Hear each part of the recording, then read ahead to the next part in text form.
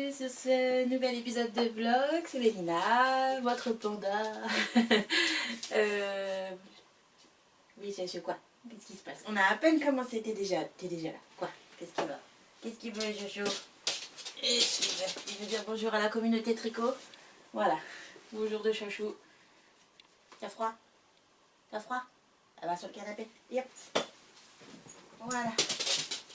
Non, sors pas maintenant, tu viens de sortir, c'est bon. Alors, bonjour donc, bienvenue sur ce nouvel épisode. J'ai enregistré il y a un mois, j'arrive à être régulière en ce moment, voilà, vive la reprise. J'ai pas mal de trucs à vous montrer, enfin pas mal, en un mois j'ai bien avancé je trouve. Et voilà, j'avais envie de vous blablater un peu, on est mercredi et je n'ai ni la pestouille ni le mari dans les pattes. Donc il n'y a pas de bruit et normalement je peux enregistrer tranquille avant qu'il fasse nuit. Il est 15 h. Donc j'ai une petite heure devant moi pour faire quelque chose avec un peu de luminosité. Voilà, j'espère que vous allez bien, que le froid commence à arriver chez vous pour que vous puissiez mettre vos tricots. Moi ça y est, on a commencé enfin à sortir les tricots, il était temps. Et surtout je commence enfin à les supporter. Moi qui ai chaud tout le temps, là ça y est, ça commence à se calmer. Voilà. On n'a pas eu beau temps ces derniers temps, on a eu pas mal de pluie et les seuls jours où on a beau temps avec disons une lumière automnale avec laquelle je pourrais faire des photos, je n'ai pas mon photographe à la maison comme aujourd'hui par exemple. Donc bon bah je ne peux pas faire les photos aujourd'hui mais je peux enregistrer un podcast, c'est toujours ça de prix.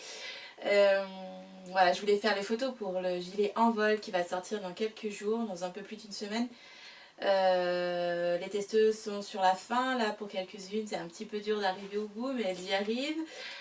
D'autres ont déjà fini évidemment et voilà, il ne reste plus qu'à finaliser le patron, le traduire et le sortir. J'ai fait une petite séance photo avec mon mari rapido il y a quelques jours mais j'en suis pas très satisfaite donc bon.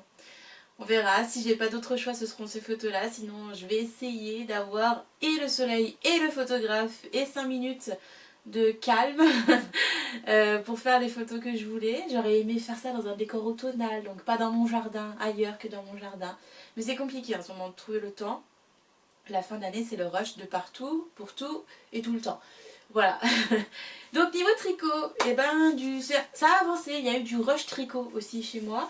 J'ai terminé mon super grand gilet farfadé avec sa super grande capuche. Tada. Voilà, dans le bon sens ça sera mieux. Ah, mon téléphone a lâché. Non, c'est bon? Je ne sais pas. J'ai fini mon gilet qui est trop grand pour le cadre. J'en suis super contente, je l'ai déjà porté plusieurs fois dans mon bureau parce que je suis au rez-de-chaussée, donc à même la dalle de béton. Bien sûr on a mis du parquet, enfin j'ai mis du parquet, etc. Mais le froid passe quand même, donc c'est génial l'été parce qu'on n'a pas chaud l'été dans nos bureaux, mais l'hiver du coup ça se réchauffe moins facilement, c'est logique. Et je n'ai pas une isolation optimale, on a fait ce qu'on a pu mais c'est pas optimisé. Et enfin on pouvait pas faire mieux que ce qu'on a fait. Mais voilà, donc il fait un petit peu froid au niveau du sol. Et bah, quand on est sur l'ordinateur très longtemps, avec les pieds au sol, même avec les chaussons, ça commence à faire froid. Les extrémités se refroidissent très vite. Donc j'ai tendance à le passer au bout de 2-3 heures sur l'ordinateur pour me réchauffer. Et ça fonctionne extrêmement bien. Il est parfait mon gilet. J'ai des manches chauves-souris aujourd'hui, je vais enlever mon pull, de toute façon j'ai un t-shirt en dessous, je vais le passer par-dessus. Un t-shirt, je peux le passer par-dessus un pull fingering, même un pull sport, ça passe sans souci.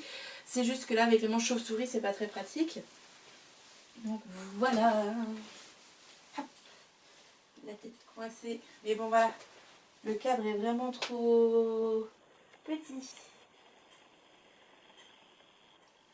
Voilà ce que ça donne. Alors c'est un gilet que j'ai décidé de faire non boutonné. Voilà, qui m'arrive au genou, un peu plus en bas du genou. Bah au niveau du genou, m'arrive moi. Et moi je fais 1 m 60, donc on arrive vite à mon genou. Voilà. avec une grande capuche qui réchauffe bien. Bref, c'est le gilet cocooning pardon, que je voulais par excellence. Est-ce que je vais regretter qu'il soit blanc? Pour l'instant non, mais bon, avec ma fille qui a les mains sales, disons 23 heures sur 24, je pense que je vais pas tarder à le regretter. Mais bon, comme il est en acrylique, ça passe assez rapidement et assez facilement à la machine, et je pourrais mettre du détachant dessus sans craindre que la couleur passe, change, se délave. C'est du blanc, il n'y a pas de couleur. Voilà, donc j'ai fait des manches assez longues. Je sais plus où j'en étais la dernière fois quand je voulais montrer. Je crois que j'étais presque à la fin du corps, je sais plus exactement. J'ai fait des manches, elles sont très grandes, elles sont pas droites, elles sont semi-droites, il y a quelques diminutions, mais vraiment pas beaucoup. On diminue assez drastiquement au poignet et on fait un long poignet de côte. Je les ai faites vraiment longues, ça m'arrive, voilà, au niveau de la naissance des doigts. C'est fait exprès parce que je veux le porter comme veste. Et moi, j'ai tendance à... quand je veux sortir vite fait dehors, bon bah là, pas en ce moment parce qu'il fait quand même que 2 degrés, mais enfin pas aujourd'hui en tout cas, mais, j'ai tendance à hop, enfiler une veste, un gilet vite fait, et je pars les mains dans les poches, juste les clés et le téléphone dans la poche, et puis basta, j'y vais. Donc j'ai jamais de gants sur moi, j'ai jamais de bonnet sur moi, donc je me suis dit un gros gilet que je peux enfiler rapido, les mains au chaud, la tête au chaud avec juste la capuche, c'est idéal, c'est vraiment fait pour moi. Voilà, j'aime pas m'encombrer de mon sac à main parce que je m'encombre de mon sac à main à chaque fois que je suis avec ma fille, parce qu'il faut emmener des lingettes, il faut emmener à boire, il faut emmener à manger, il faut emmener éventuellement une couche, un change, n'importe quoi. Donc quand je peux sortir sans tout mon bazar, je ne prends clairement plus mon sac et je sors juste avec mon téléphone et mes clés de maison, et basta, j'y vais. Donc voilà, c'est pour ça. Je suis partie avec ça, je suis partie pour ça sur ce modèle-là. Qu'est-ce que je peux vous en dire de plus? L'encolure, elle est tricotée d'une traite, donc on relève toutes les mailles sur tout le corps, la capuche comme ça, et on fait je sais plus combien de rangs de côtes avec des aiguilles un peu plus fines que celles du corps pour pas que les côtes gondolent. Je ne sais pas si vous pouvez voir, mais elles ne gondolent pas, c'est fait exprès. Voilà. Quoi d'autre? De toute façon, je vais vous faire une petite vidéo récap sur ce modèle avant sa sortie, et je vais aussi le faire pour le modèle en vol. Je vais tourner ça la semaine prochaine. Je vais essayer en fait de vous faire à chaque fois une petite vidéo récapitulative de comment est construit le modèle, quelles laines sont recommandées pour le faire, à quel point il faut faire attention particulièrement dans le patron, éventuellement comment approfondir sur le choix de taille, etc. Bref, une espèce de vidéo, un concentré de conseils sur le modèle en lui-même. J'aimerais bien mettre ça en place là, dès le prochain modèle. Ce sont des vidéos en fait que je vais écrire et que je vais formater, on va dire, d'une certaine manière, pour que ce soit pratique et utile. Voilà, je pense que c'est voilà, je réfléchis à ce nouveau format depuis un moment. Au début, je voulais vous faire un format où je vous montre pas à pas en fait la création du modèle, mais je suis pas du tout assez organisée pour me dire bon voilà, à telle heure je tricote telle partie, je l'enregistre en même temps. Enfin, ça demande beaucoup d'organisation, genre comme un influenceur, et moi c'est pas mon truc, d'avoir ma caméra toujours à côté de moi.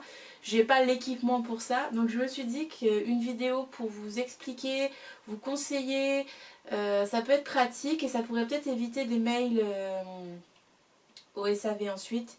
Ça ne me demande pas beaucoup de travail puisque c'est mon modèle, je le connais par cœur, donc c'est quelque chose que je peux me permettre de faire assez facilement et assez rapidement. Donc voilà, j'aimerais bien mettre en place ce format-là.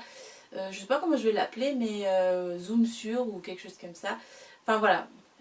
Où est-ce que je vais le mettre en ligne? Je sais pas trop encore. Je pensais le mettre à disposition sur YouTube, sur Patreon et sur... Alors sur Instagram, j'aimerais bien mettre des vidéos, mais il y a un souci avec mon compte. C'est que je n'arrive pas à mettre des vidéos plus longues que 3 minutes. Et pourtant les réels, j'en vois chez d'autres personnes qui durent bien plus longtemps que 3 minutes. Mais moi j'y arrive pas. Et condenser autant d'informations en 3 minutes, je suis pas sûre de réussir. Moi qui suis bavarde, même en formatant la vidéo sur quelque chose de bien précis, je suis pas sûre d'y arriver.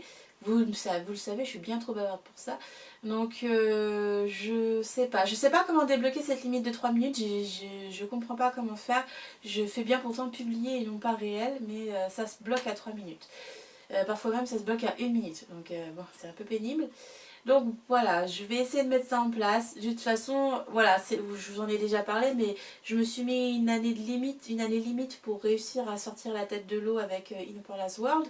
Et depuis septembre, j'y travaille fort. J'ai remis Patreon en route, j'ai mis mes boutiques, toutes mes boutiques sont à jour. J'ai essayé de réviser le format de mes patrons depuis quelques pièces. Tant le format, on va dire, typo que la façon dont je vous distribue les tutoriels, etc. Bref, j'essaie d'optimiser, d'améliorer tout ce que je peux améliorer, avec l'IA aussi, je vous en ai déjà parlé. Donc voilà, je fais mon maximum pour améliorer tout ce que je peux améliorer, rattraper mon retard, parce qu'on prend du retard, mine de rien, sur les façons d'interagir avec sa communauté tricot, avec sa clientèle, avec les autres... avec les autres tricoteurs. Donc voilà, j'essaie de mettre ça en place doucement mais sûrement. Je m'y applique en tout cas. Et voilà. Tout ça pour vous dire, donc je vous disais, je suis bavarde. Je vais essayer de faire une vidéo pour vous résumer ça au moment de la sortie du modèle. Il est actuellement en test. Ça se passe super bien. Enfin, pour l'instant, j'ai pas eu de retour méchant. On est toujours à la V2, donc pour l'instant, ça a l'air pas mal du tout. Je crois que les filles sont sur la capuche actuellement, donc elles découvrent un petit peu. C'est pas technique, mais c'est. Moi, j'ai trouvé ça fun de faire la capuche. C'est quelques petites techniques tricot qui sont sympas à mettre en place et on voit la capuche se créer sous ses doigts sans effort. Et moi, j'aime bien faire ce genre de choses. Donc voilà, normalement, il ne devrait pas être de problème de test, ça se passe très bien. Voilà. Je vais réfléchir à tout ça, à comment le mettre en place et à comment m'organiser. J'arrive petit à petit à trouver mes marques avec mon nouvel emploi du temps, puisque ma fille va 4 jours à la crèche maintenant et que c'est un peu nouveau pour moi d'enchaîner 4 jours d'un coup, tout en allant déposer ma fille, récupérer ma fille, tout en jonglant avec les jours de télétravail de mon mari. Enfin bref, voilà, vous voyez à peu près le topo. Rien de méchant, mais beaucoup d'organisation familiale, on va dire, en plus du reste. Voilà, je sais plus pourquoi je vous disais ça, mais je vais l'enlever parce que du coup là j'ai chaud. Ah. Mais ouais, faut pas que je le porte de trop, même si j'adore être dedans. Il est bien, il est très bien. Je suis vraiment contente, c'est ce que je voulais pour moi. En fait voilà, je sais pas si je vous en ai parlé la dernière fois, ou si j'en ai parlé sur Discord peut-être. Je sais plus, je discute beaucoup, je blablate beaucoup un peu partout, et puis bah du coup peut-être que des fois je me répète. Mais j'ai très envie pour cette, on va dire, dernière année, disons, pour cette année de sauvetage, de faire à ma sauce. De faire des choses qui me font envie sur un coup de tête. Même si j'ai organisé toute mon année jusqu'en septembre, je sais ce que je vais tricoter jusqu'à septembre. J'ai 9 ou 10 projets prêts à différentes étapes, donc soit en attente de prototypage, soit en attente d'échantillons, soit en attente de gradation. Voilà, tout est à peu près à différentes étapes. J'ai une collab j'attends la laine. le modèle est ok, je ne l'ai pas gradé parce que j'attends la laine, mais le modèle est décidé, l'échantillon a été fait, on est d'accord avec la teinturière. Donc voilà, ça c'est prêt. J'ai encore 10 mois devant moi pour faire le 10 prototypes en double. Donc ça va me demander un petit peu de temps, un petit peu d'organisation. Donc voilà, cette année je m'organise, je veux donner le meilleur de ce que je peux faire. Et je me suis dit, cette année tu fais des choses que tu es sûr de porter à la fin, que tu es sûr de porter plusieurs fois et que tu es sûr d'aimer tricoter. Il y a des choses que je n'aime pas tricoter, mais que je simplifie à l'extrême parce que je veux que ce soit accessible à tout le monde. Mais je sais pas pour vous, mais pour moi le tricot c'est en apprendre un peu plus à chaque modèle. Et je suis désolée, il y a ma machine à laver qui fait beaucoup de bruit là. Je disais, pour moi le tricot c'est quelque chose où on apprend plein de choses au fur et à mesure, on ne s'arrête pas que aux choses qu'on sait faire, il faut essayer d'apprendre, de découvrir de nouvelles choses à chaque fois pour éviter l'ennui. Et bon, des choses à découvrir, j'en ai probablement encore plein en tricot, mais il y a surtout des choses que j'ai envie de tester, des choses que j'ai envie d'essayer, des choses un peu plus complexes mais un peu plus fun aussi. Donc cette année, voilà, je me mets zéro barrière, je fais vraiment que ce que j'ai envie de faire, avec les couleurs que j'ai envie d'utiliser et avec les matières dont j'ai envie que j'ai envie d'essayer, que j'ai envie de tester. Donc là actuellement je tricote pas mal, enfin j'ai tricoté pas mal d'acrylique. Mais voilà, je vais essayer de jongler un petit peu partout. J'ai vu récemment que chez Drops Design, enfin récemment, il y a 3 bases que je ne connaissais pas et que je... En fait, j'ai tellement été longtemps loin des nouveautés tricot que je me suis même pas rendu compte qu'elles existaient. Et l'autre fois, en cherchant des bases qui pourraient convenir au test de Farfadet pour les personnes qui me l'ont demandé, je me suis rendu compte que en fait il y a plein de bases que j'ai loupées, que je me suis pas renseignée dessus, que je me suis pas tenue au jus, que j'ai pas suivi l'actualité tricot, même chez les industriels, etc. Donc voilà, je vais essayer de me mettre à jour. Voilà, je suis pas à jour. On n'est pas sur la bonne version du panda là. Bref, voilà. Toute cette digression pour vous dire que je suis très contente de Gilet Farfadet, qu'il est en test, que tout va bien et que je compte pouvoir vous le proposer en janvier. Je sais plus exactement la date, mais il me semble que je laisse 2 mois aux testeuses pour le tricoter, même si vraiment c'est pas nécessaire. Moi je l'ai tricoté en 3 semaines découpées. C'est parce que j'arrête de tricoter le week-end. Enfin, le vendredi, samedi, dimanche, je ne peux pas tricoter ou très peu, donc je ne le fais plus. Donc j'ai tricoté 4 jours, 4 jours, 4 jours. Voilà, donc en 12 jours il était fait. Ce qui est quand même rapide. Donc pour quelqu'un qui arrive à tricoter tous les jours de 3 heures, je pense qu'en 2 semaines c'est faisable, facilement. C'est pas un projet très long, c'est pas très compliqué, c'est beaucoup de jersey, c'est des aiguilles 4,5, donc voilà. Qu'est-ce que je voulais vous dire à ce sujet? Voilà, si vous avez des questions n'hésitez pas. Mais ouais, ce modèle-là, c'est vraiment un truc cocooning pour rester à la maison en legging avec des grosses chaussettes en laine. Et j'imaginais bien aussi le porter dehors, évidemment. Alors, il me faudrait un manteau long pour pouvoir le porter complètement dehors, avec, enfin l'hiver par exemple. Mais l'automne, j'imaginais le porter en tant que veste, avec un legging toujours, et avec des guêtres. Et je réfléchis à faire des guêtres avec le reste de laine que j'ai. Il me reste 100 grammes, je ne sais pas si ce sera suffisant. Je pense que si. Parce que ça équivaut à une manche, hein, une guêtre. Enfin, une paire de guêtres, ça équivaut à 2 manches, je pense. Enfin, une paire de guêtres, ça équivaut à une manche totale. Et mes manches, elles font 80 grammes, quelque chose comme ça. Donc je me demande si j'aurais... Enfin, je pense que j'aurais assez pour me faire des guêtres. Et du coup, j'ai posé la question sur Discord pour avoir des mesures de mollets. Et vous avez été plusieurs à m'en envoyer. Et c'est vraiment pratique parce que du coup je me rends compte qu'en fait on a tous plus ou moins des mollets pas si loin que ça les uns des autres, mais que peu importe notre taille en fait. Le mollet c'est pas si changeant que ça, ce qui expliquerait pourquoi on a beaucoup de bottes en taille unique en termes de mollets, mais c'est pas suffisant pour les mollets extra forts comme pour le mien parce que je rentre pas dans la plupart des bottes, mais c'est au fait que l'histoire de 2-3 cm c'est pas tant que ça. J'ai été étonnée de cette découverte. Passons au projet suivant. J'ai terminé mes... Alors, je peux vous montrer que le bout. Et elles sont retournées et à l'envers. J'ai fini mes Christ Match Socks de Anaïs Louvre. C'était un test. J'ai été hyper relou pendant le test parce que je suis buggée de la symétrie et du coup je suis du genre à rapporter toutes les erreurs de symétrie qui existent.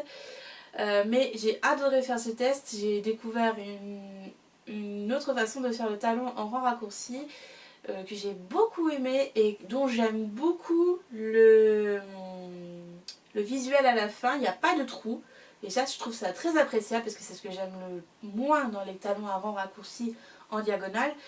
Il n'y a pas un gousset en tant que tel.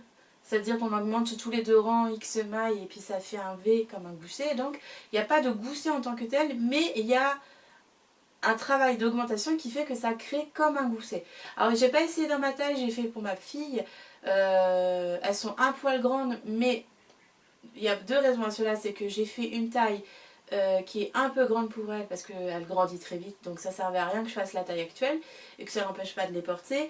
Et deux, je crois que j'ai fait une erreur dans le nombre de rangs raccourcis, je pense que j'en ai fait un de trop.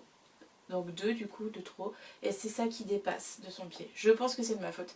J'ai fait les chaussettes l'une après l'autre. J'ai la même erreur sur les deux chaussettes. Mais j'ai rapporté deux fois la même erreur. Mais c'était pas une erreur, c'était un souci de compréhension de ma part. Bref, elles sont chouettes. J'ai beaucoup aimé les faire. Il n'y a plus de problème de symétrie. Et j'adore tester pour Anaïs parce que c'est ce que je lui disais sur Discord la dernière fois. On a la même perception de la gradation, c'est-à-dire du sur-mesure, des ajustements, etc. Mais on n'a pas la même façon d'aborder l'ajustement. Et du coup, ça m'ouvre en fait une autre perspective qui est hyper intéressante, auquel j'avais pas pensé, enfin à laquelle j'avais pas pensé plutôt. Et bah, c'est hyper passionnant. Et je prends un réel plaisir à tester pour elle parce que j'ai l'impression, à chaque fois que je teste pour elle, de découvrir quelque chose de nouveau. Et ça fait du bien.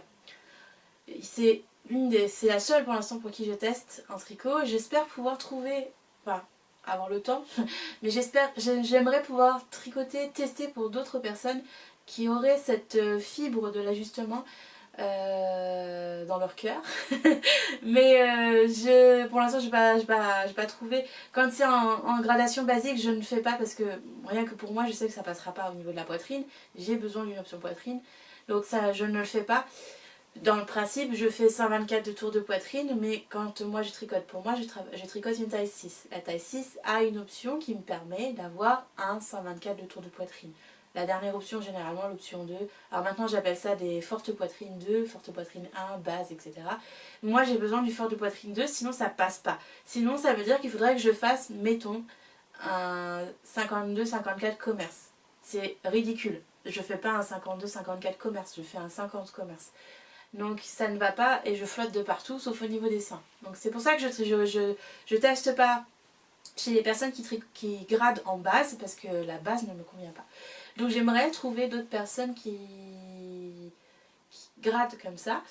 Anaïs en fait partie et du coup je me fais le plaisir de tester pour elle ce genre de petites choses. Alors ce sont des petits projets parce que j'ai pas trop le temps de faire des gros projets, etc. Mais si un jour j'arrive à bien m'organiser et à trouver des laps de temps où je pourrais tester une grosse pièce par an chez quelqu'un d'autre, que ça vaudrait le coup en termes de morphologie et d'ajustement, je le ferai.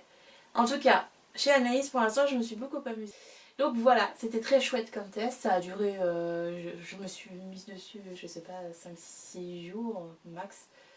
Voilà, j'aime bien faire la chasse à la typo, la chasse aux fautes.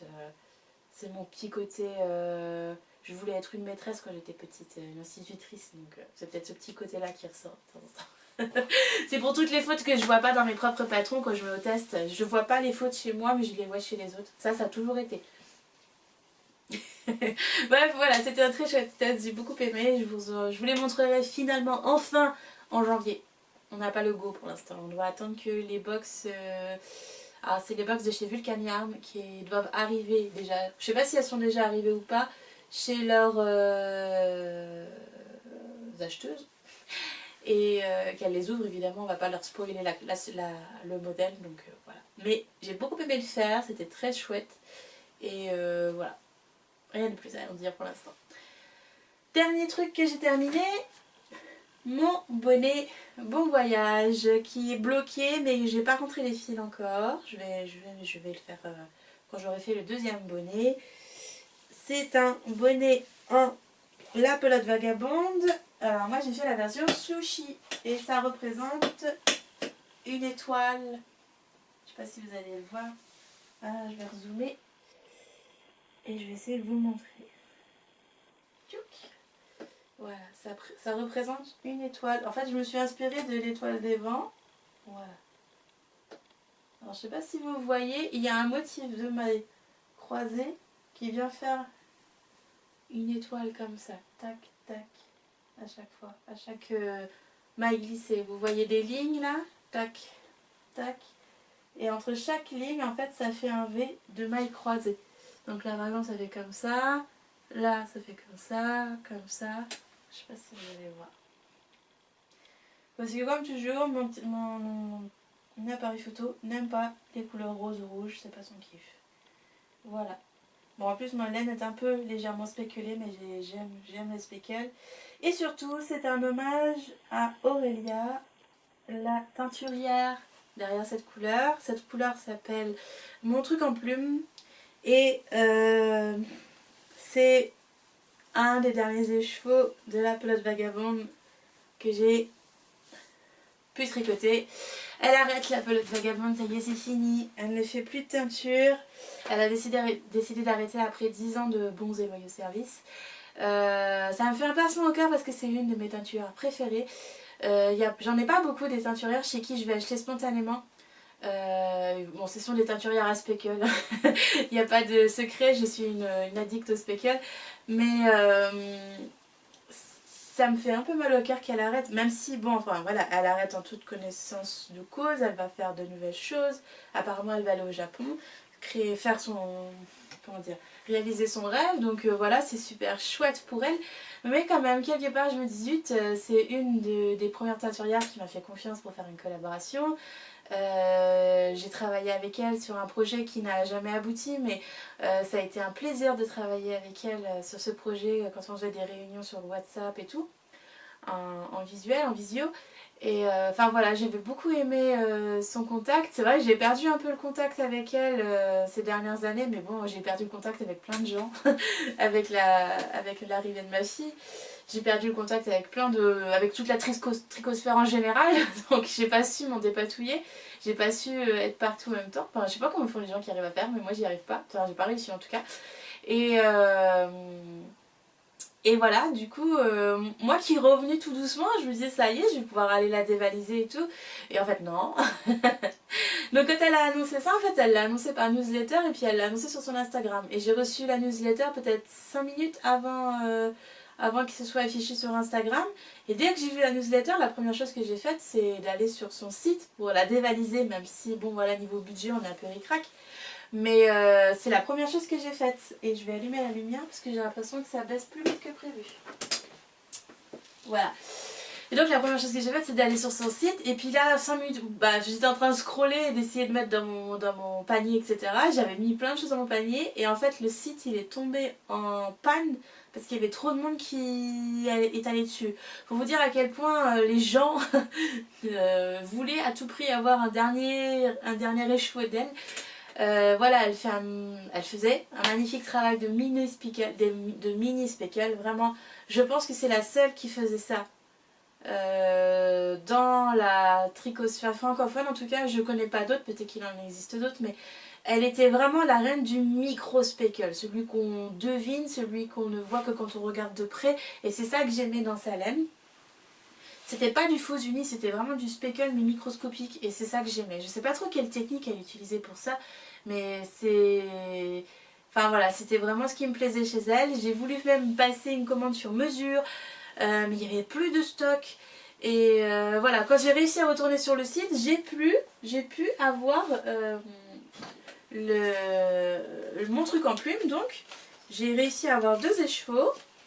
Donc j'en ai passé presque un dans mon bonnet ici. Alors pourtant le rose c'est pas mon truc, hein, mais il restait vraiment tellement rien et j'étais tellement frustrée que je me suis dit c'est pas grave, je le prends quand même. Enfin voilà, j'avais mis plein d'autres choses dans mon panier au moment où j'étais en train de fouiller la première fois.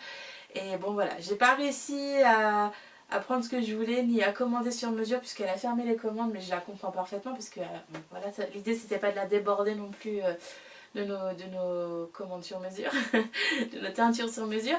Mais voilà, ça m'a fait un peu mal au cœur, donc je me suis dit allez c'est pas grave, on prend le rose. J'ai pas pris que ça d'ailleurs, j'ai pris aussi ce qu'elle appelle les unicorn poo, c'est-à-dire c'est ses essais en fait, c'est ses erreurs de marmite, c'est ses tests de couleurs, etc. Donc j'ai pris ces 2 là. La première c'est un fingering 100% mérino et le deuxième c'est ce qu'elle appelait, c'était sa base en vol, c'est du suri avec de la soie. C'est pourtant pas ce que je Enfin, peut-être que je peux le porter, mais je sais que j'ai déjà fait un chat avec de la surie qui est extrêmement doux. C'est le truc à Zozio. J'ai réussi à le faire feutrer dès le premier lavage. Donc celui-là, je peux vous dire que je vais y faire attention. Et c'est un échelle, mon truc à Zozio, je peux quasiment pas le porter parce qu'il m'a toujours démangé. Mais je pense que ça vient de la lessive avec laquelle je l'ai lavé. Il faudrait que je le relave. Parce que je l'aime bien, mon truc à Zozio était tout doux. Et voilà, c'est tout ce que j'ai réussi à attraper. C'est fort dommage, mais tant pis. Voilà, j'ai eu pas mal de pelotes vagabondes dans mon stage. J'ai eu les bisounours cosmiques. J'ai fait mon radicelle avec. C'est un de mes coloris préférés, pourtant c'est du gris. Mais il avait des speckles néons, c'est ça qui me plaisait. Et mon radicelle, quand on le regarde de loin, on ne voit pas qu'il a des speckles. Et dès qu'on s'en approche, c'est un petit arc-en-ciel de bisounours, exactement comme il s'appelle quoi. J'avais gardé aussi la laine du projet fou, même si j'avais fini par rembourser les filles parce que j'avais pas mal de problèmes avec le projet fou et puis du coup je voulais pas avoir profité de leur laine, donc je leur avais remboursé la laine. Et donc du coup j'avais eu le coloris Dune qu'elle avait créé spécialement pour ce projet, dans lequel j'ai fait l'entre-deux. J'avais aussi le coloris... c'était pas bois de rose, c'était quelque chose comme ça. Pour le chat, le truc un peu fou qui était mélangé avec un des coloris de Madeleine et Philibert. Et j'avais aussi fait les chaussettes fraises avec son joli rouge champignon. Je crois que c'était Amanite, le nom de la couleur. J'avais aussi bien sûr le Cléa, c'est notre modèle tricoté en collaboration, le tout premier. Qui était dans un coloris qu'elle avait créé spécialement pour le projet aussi. Enfin, j'aimais beaucoup ses inspirations. Chaque newsletter, je me retenais de ne pas acheter parce que j'ai pas forcément de budget pour acheter tous les mois. Et puis par exemple l'an dernier, j'avais privilégié le club d'Arcorician, donc je pouvais pas être partout en même temps. Et enfin voilà. Je pense que vous comprenez la problématique. On peut aimer plein de teinturières, mais on peut pas acheter à toutes nos teinturières préférées en même temps. Il faut faire des choix. Et donc voilà, là je m'étais dit je vais pas tarder à pouvoir y revenir. Je me faisais des cadeaux d'anniversaire de temps en temps avec sa laine. J'en ai aussi offert à des copines avec des bons d'achat ou directement avec des échoués et tout. Enfin bref, voilà. C'est la fin. C'est une page qui se tourne pour le coup là. Et enfin voilà, c'est 10 ans quand même, hein, ça passe vite. Donc du coup voilà, j'ai fait mon petit bonnet qui s'appelle Bon Voyage, inspiré de l'étoile des vents, voilà, pour lui souhaiter bon voyage, parce que voilà, pour elle c'est une page qui se tourne et puis c'est une autre qui commence. J'espère qu'elle trouvera son bonheur là où elle va. Et voilà, peut-être qu'une autre teinturière un jour arrivera avec des micro-speckles. Voilà, faites des micro-speckles, c'est génial, des micro-speckles. C'est mieux que les speckles. Les speckles, c'est beau, mais des fois, ça gâche un petit peu le... Mais en fait, on peut pas tout faire avec des speckles. On peut pas trop exagérer sur les motifs, on peut pas tout le temps faire du jacquard, de la mosaïque avec, par exemple. Alors qu'avec des micro-speckles, on peut. Et ça, c'est cool. Voilà. Et il n'y a rien de plus plaisant que de voir des toutes petites taches apparaître au fur et à mesure des mailles qu'on tricote. Moi j'adore vraiment. Voilà, c'est un appel au micro-speckle. Je sais pas comment elle faisait, elle avait peut-être un vaporisateur spécial, j'en sais rien, je sais pas comment on teint. Je me suis jamais renseignée pour savoir comment on fait pour teindre des speckles. Je veux pas cacher, je veux pas comment dire, voilà, pour moi c'est un secret, je veux que ça reste secret. C'est très bien comme ça. J'aime bien découvrir les speckles sur la laine, pas comment on les fait. Ce serait briser un secret pas du tout caché, j'imagine, mais voilà, je me suis jamais renseignée et je veux pas savoir. Voilà, donc je vais le tricoter une deuxième fois pour ma fille. Comme ça on aura un duo mère-fille qu'elle goûte une fois dans sa vie au speckle. Et voilà, il me reste une pelote et 25 grammes, donc ma fille elle n'aura pas besoin d'autant de laine que le mien. Le mien il tient dans 78 grammes de laine, donc le sien je pense qu'il va tenir dans 60 grammes. Il va me rester du coup quelque chose comme 60 grammes de laine. Je ferai probablement les mitaines qui vont avec, parce que je me caille les doigts fort vu que j'emmène ma fille à vélo. Et je n'ai plus un seul gant, je n'ai plus une seule paire de mitaines valables, valides. Voilà, elles sont très usées. C'est pas un modèle, c'est pas un accessoire que je tricote régulièrement. Par contre, que j'use très vite, ça oui. Donc, ou que je perds. J'ai perdu mes mitaines pissenlit par exemple, j'en ai perdu une des deux, je crois. Voilà, je vais me faire des bonnes mitaines qui montent bien sur le poignet parce que quand on est à vélo, on a les bras tendus et du coup les manches elles remontent comme ça, que ce soit le manteau ou le pull. Donc voilà, je vais faire des petites mitaines avec ce qui reste. Ma fille ne sera pas contente de ne pas avoir une paire pour elle, mais bon, je viens de lui acheter 4 ou 5 paires de mitaines avec des petits animaux en capuchon. Elle en a bien assez pour tout son hiver et l'hiver prochain. À mon tour. Voilà, donc ça c'est un de mes projets, on va dire, à venir. Donc il y aura les guêtres pour aller avec Farfadet, les mitaines pour aller avec mon bonnet.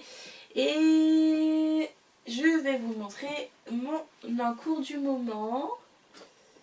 Alors, je pense que je vous ai montré les laines la dernière fois, mais elles n'étaient pas bobinées. Tada!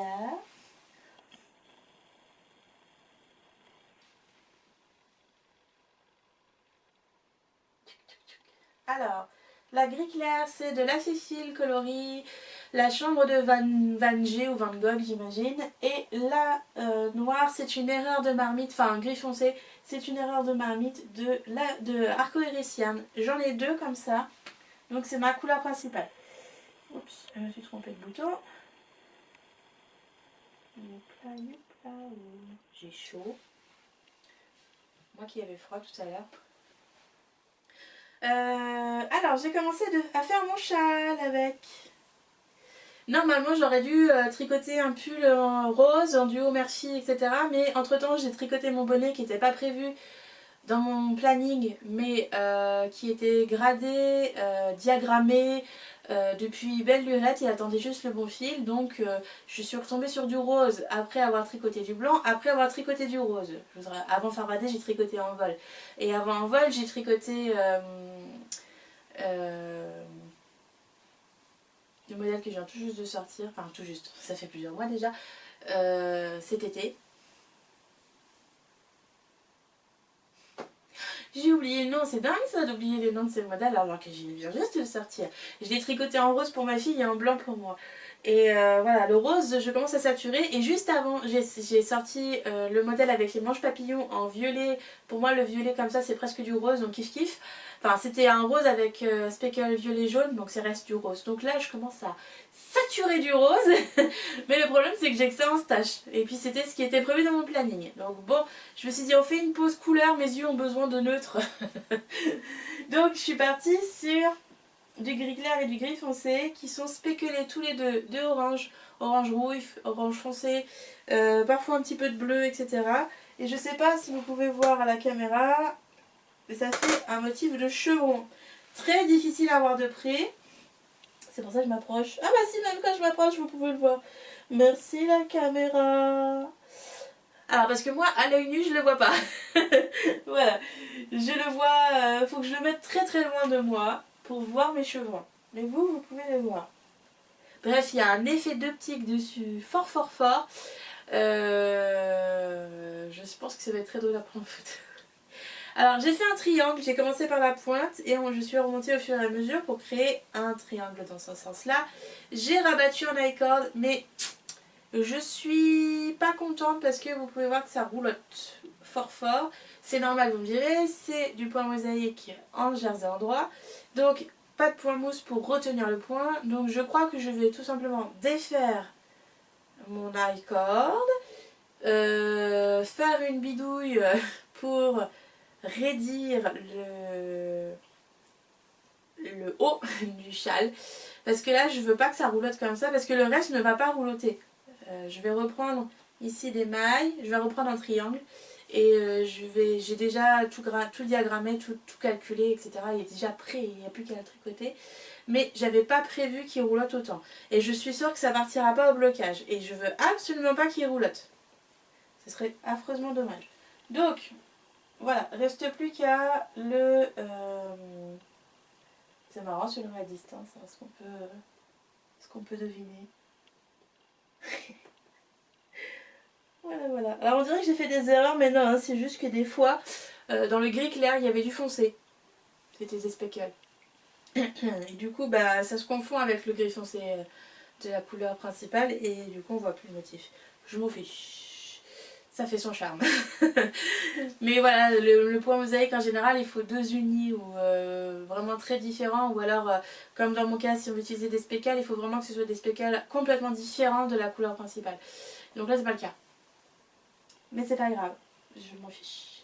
Le reste du châle fera que on verra très bien les deux couleurs ensuite, indépendamment l'une de l'autre.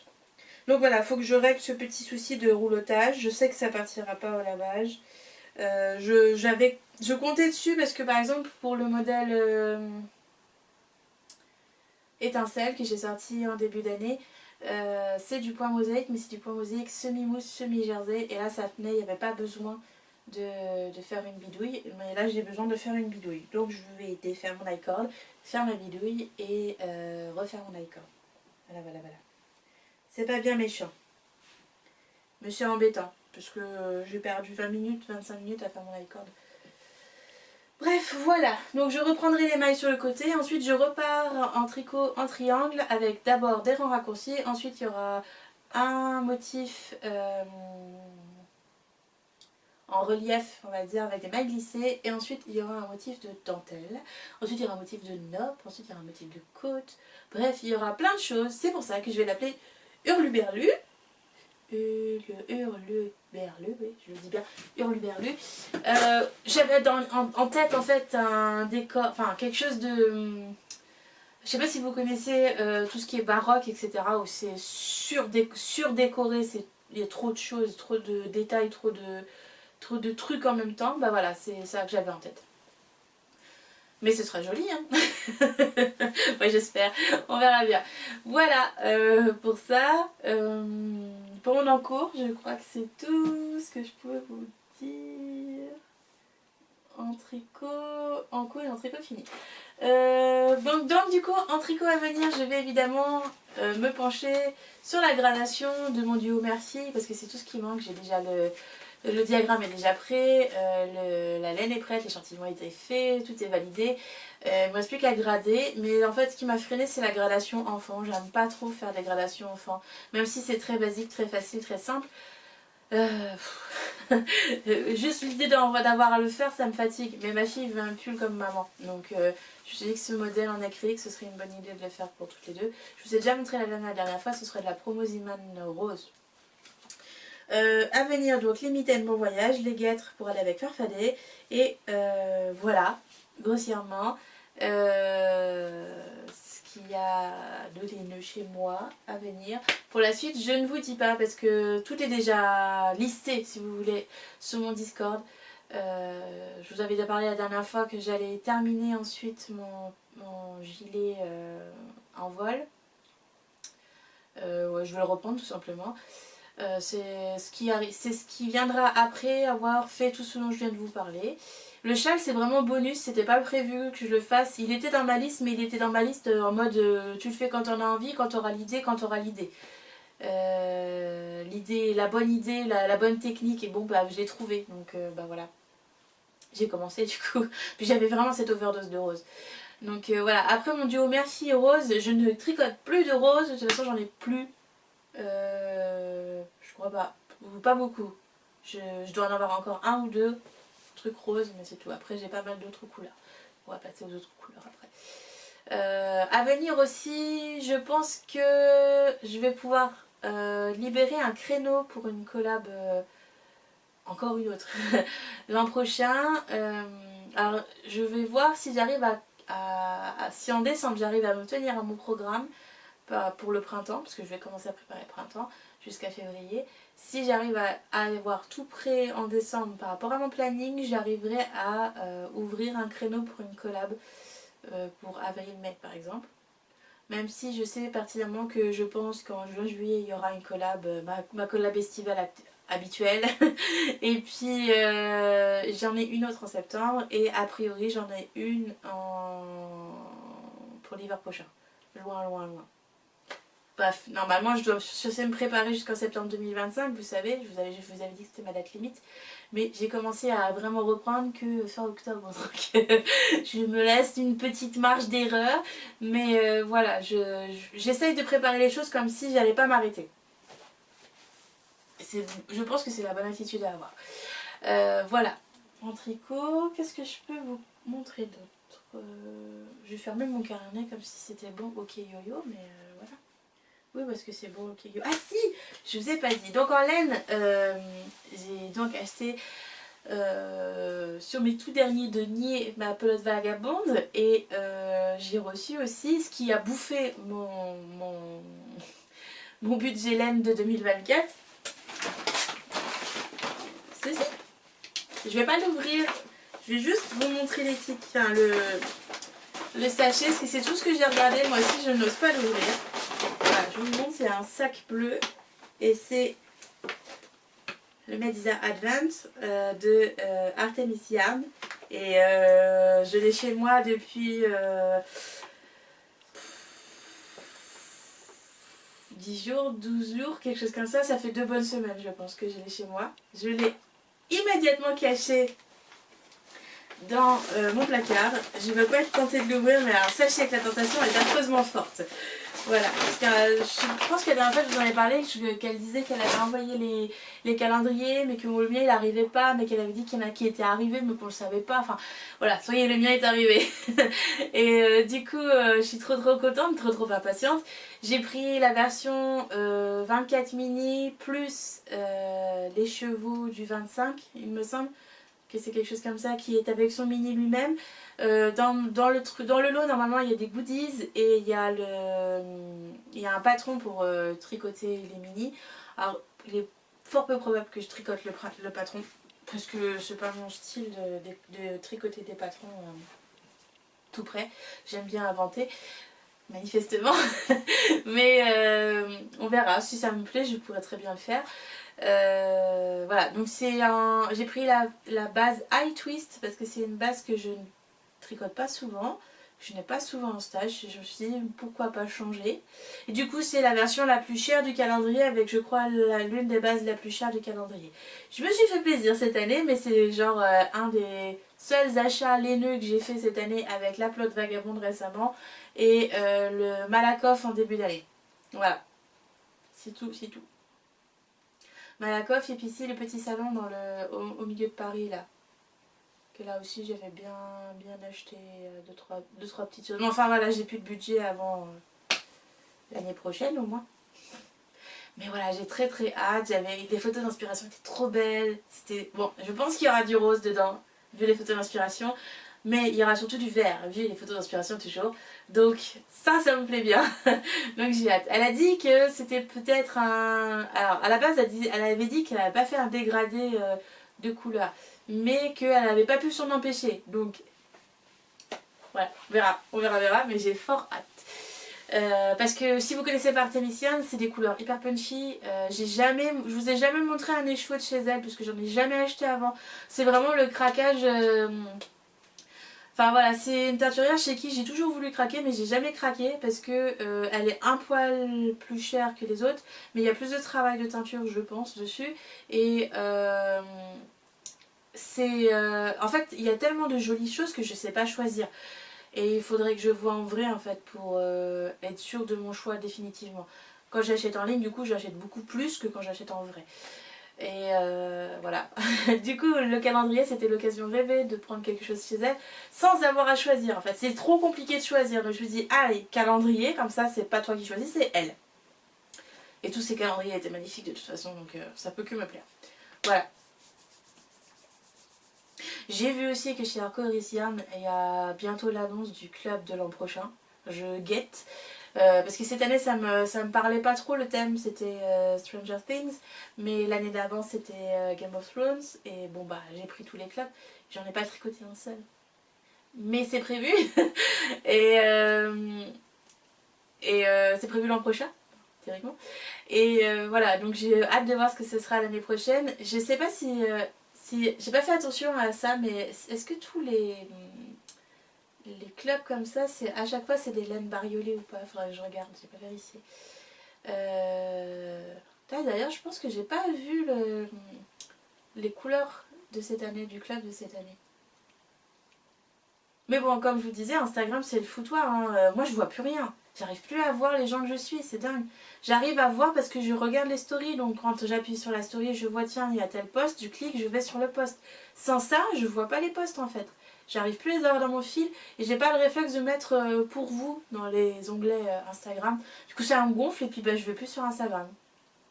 Même pour poster moi, ça me gonfle. Voilà, c'est pour ça que je poste pas beaucoup et c'est pour ça aussi que j'ai pas beaucoup d'émulation, de retour à ce sujet, je pense. J'ai quasiment plus de likes. Quand je vois, il y a, je sais pas, il y a 2-3 ans avant d'avoir ma fille, j'avais beaucoup plus de likes que ça. Alors, c'est assez. Mais entre temps, en fait, il y a beaucoup de choses qui ont changé. Maintenant, il faut faire des vidéos, il faut faire des réels, il faut faire ci, il faut faire ça, il faut avoir, comment ils disent, des commentaires, des partages, je sais plus comment on appelle ça. Enfin bref, il faut que les gens y participent activement, il faut pas juste qu'ils laissent un cœur pour pouvoir être vu. Et du coup, si t'as pas tout ça, si tu fais pas tout ce qu'il faut pour avoir tout ça, bah t'existes plus. Et enfin, je veux dire, c'est vraiment conçu pour les gens qui font que ça tout le temps, d'être sur le réseau, quoi. Mais moi, si je suis tout le temps sur le réseau, bah j'ai plus le temps de créer, en fait. Donc, je sais pas comment ils font ces gens-là. Les créateurs de contenu, ils créent que du contenu du coup, mais il faut avoir la base du contenu. Et moi, ma base du contenu, c'est mon travail. Donc, enfin voilà. Je suis pas très optimisée de ce côté-là. Donc c'est aussi pour ça que je voulais mettre en place le cal annuel pour redynamiser ça. Donc peut-être que je vais vous laisser une vidéo à la suite de ce vlog pour vous montrer où j'en suis de la mise en place du Discord du cal annuel. C'est en bonne voie. J'ai mis en place quasiment tout, il me reste plus que les paramètres à faire, etc. Mais je pense qu'on est sur la bonne voie pour remettre le cal annuel en route.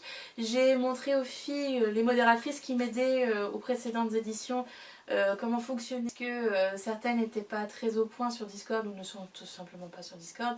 Semble-t-il, il existe un Discord pour le Knitich. Alors je ne le savais pas.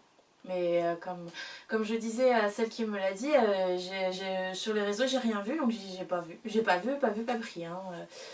Pas vu, pas consulté. Donc il semble-t-il c'est un peu compliqué en tant que modératrice de s'y retrouver. Donc j'ai essayé de faire quelque chose d'assez simple pour tout le monde, tant pour les modératrices que pour les participantes. Donc on verra si ça se déroule bien.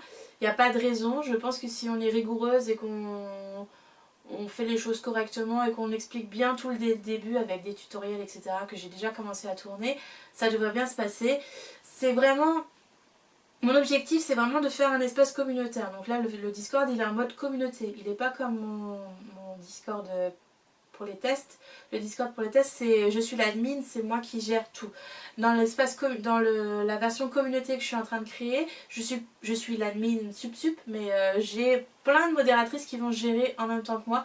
Et je pense que ça va permettre de distribuer les rôles plus facilement et d'être plus dynamique, plus réactif. Que d'être sur Ravelry. Je sais que Ravelry c'était sympa parce qu'on pouvait lire, cliquer sur une page et relire et machin, etc. Là j'ai vraiment essayé de faire la même chose mais sur Discord. Donc voilà, j'espère que ça vous plaira. Moi mon but c'est vraiment de l'utiliser ce cal pour réunir la tricosphère, mais toute la tricosphère, c'est-à-dire pas que les designers, pas que les teinturières et pas que les tricoteuses, mais tout le monde en même temps. Et voilà, on verra ce que ça donne. C'est un peu... souvent je lance des trucs puis après j'arrive pas à suivre. Mais là je vais essayer quand même de suivre le truc. Mais comme le crayon ensemble, bon là je suis un peu à la bourre. Normalement au 15 novembre on était censé montrer notre projet. Donc moi je l'ai montré. Mais j'aurais voulu que ce soit participatif, etc. Donc il faudrait que je mette une date, quelque chose. Enfin faut que j'y retourne sur le Discord du crayon ensemble. Ça a un peu foiré. Semble-t-il les délais étaient un peu trop longs pour que chacune arrive à s'organiser pour faire quelque chose pour le crayon ensemble. Et du coup en fait celles qui y ont pensé l'ont fait, celles qui avaient un peu de temps l'ont fait, puis celles qui avaient des choses plus urgentes ont fait les choses plus urgentes. Et du coup voilà, je l'ai mal organisé je pense. Je réessayerai l'an prochain pour voir si ça intéresse encore les designers. Mais je trouvais l'idée sympa de mettre ça en place. J'aimerais bien que ça prenne la prochaine fois.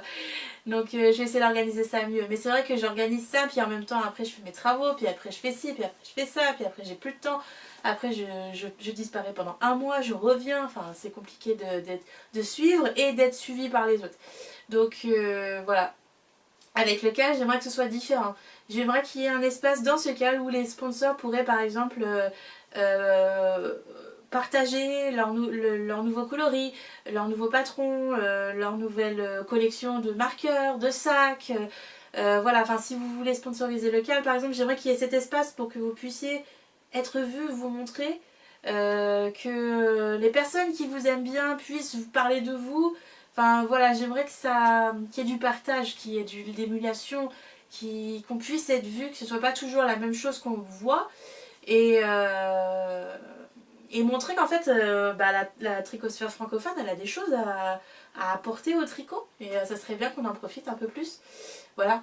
Alors s'il faut passer par Discord pour ça, pour être vu autrement, ou par YouTube, ou par je sais pas quelle autre plateforme, puisque Instagram n'est plus conçu pour être vu. Hein. À moins de faire du contenu. Et quand je dis du contenu, c'est du contenu de la vidéo. Et ben en fait on n'est plus vu. Ce qui est complètement aberrant parce que Instagram c'est quand même littéralement l'instant mode l'instant là. C'est pas 35 jours de tournage pour vous montrer une vidéo de 3 minutes quoi. Enfin c'est ça qui me chagrine. Hein. Donc voilà, j'aimerais passer par autre chose. Si c'est ça, si c'est Discord, c'est Discord. Si c'est pas ça, ça sera YouTube. Si c'est pas YouTube, ce sera Twitch. Si c'est pas Twitch, ce sera Patreon. Enfin voilà, je pense qu'il y a moyen de se dépatouiller d'Instagram et de faire autrement. Ravelry pour moi c'est mort. Peut-être pas au niveau international, mais au niveau francophone, il n'y a plus grand chose à faire sur Ravelry. Moi je l'utilise vraiment que pour mettre mes patrons.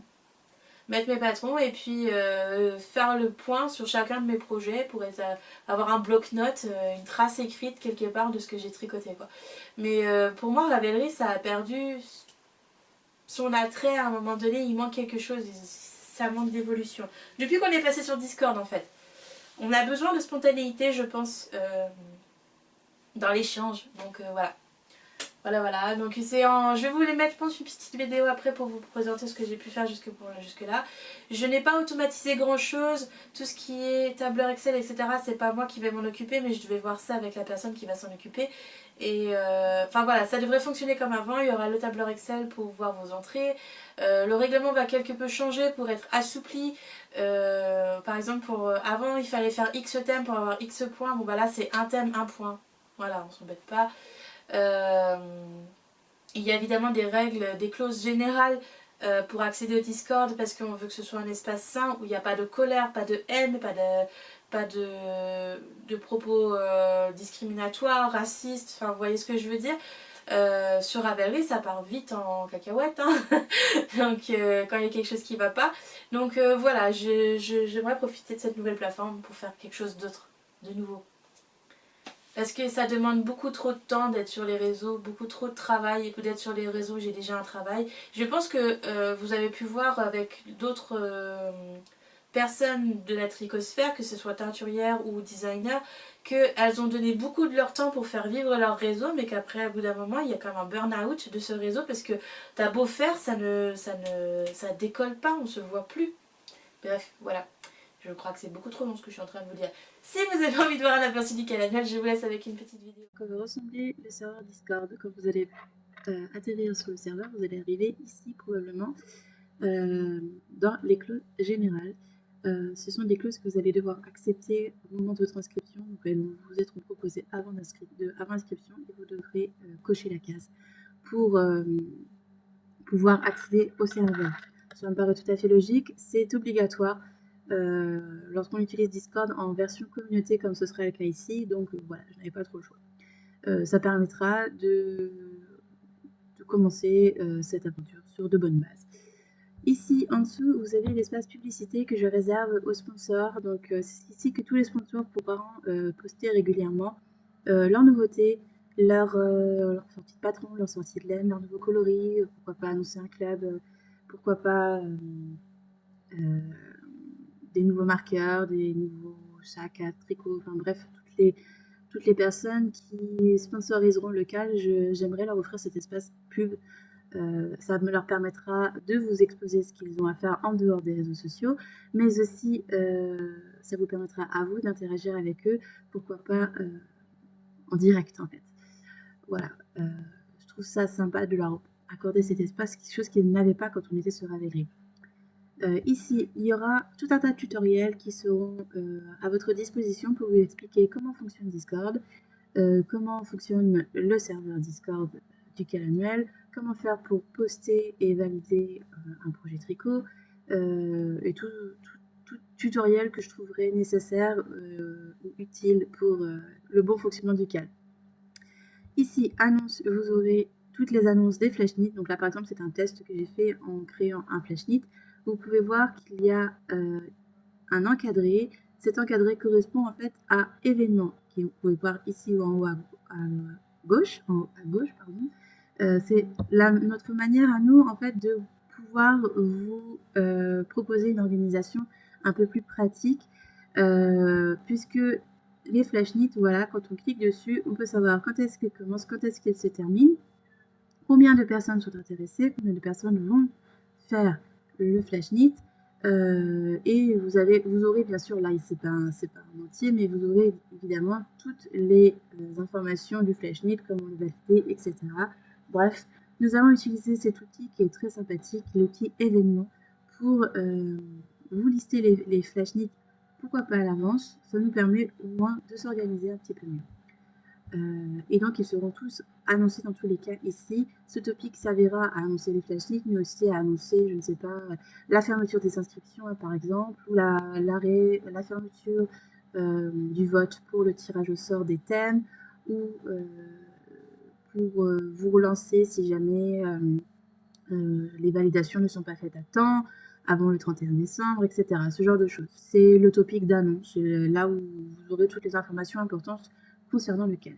Ici, c'est pour les modérateurs, donc je ne vous le montre pas. Ici, nous avons le règlement que vous pourrez lire à loisir le moment venu. Il y aura, comme ici vous pouvez voir, la liste des 12 thèmes avec le topic de validation associé. Comme ça, si vous n'avez pas envie de chercher ici et partout, vous pourrez cliquer littéralement ici directement si vous n'avez pas envie de scroller indéfiniment. On le retrouve ici avec les différentes règles, comment faire pour valider, comment faire, qu'est-ce qu'on fait, qu'est-ce qu'on gagne quand on valide, etc., etc., etc. Il y a également une FAQ pour répondre à toutes vos questions. J'ai repris la FAQ que l'on trouvait sur Ravelry à chaque CAL annuel.